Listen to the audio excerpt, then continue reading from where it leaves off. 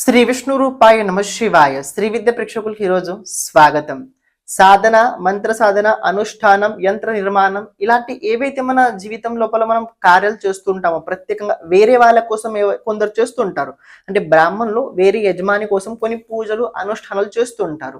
ఎప్పుడు తెలుసుకోండి, మీరు ఎప్పుడు ఎవరిదైనా పక్క వాళ్ళ అనుష్ఠానం చేసే ముందు మన అనుష్ఠానం ఎంత బలంగా ఉందో చూసుకోవాలి.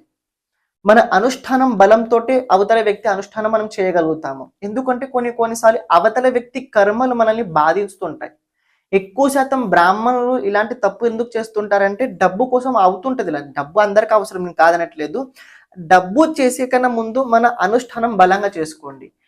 ఏ బ్రాహ్మణుడైనా కావచ్చు, ఎవరైనా కావచ్చు, పక్క వాళ్ళ కోసం ఏదైనా అనుష్ఠానం చేస్తున్నట్లయితే, ఏదైనా యంత్ర నిర్మాణం కనుక చేస్తున్నట్లయితే ఆ వ్యక్తి ముందు గాయత్రి పురస్కారం తప్పకుండా చేయాల్సింది. దాని తర్వాత మీరు పక్క వాళ్ళ కోసం అనుష్ఠానం చేయండి. లేకపోతే మీరు కాస్త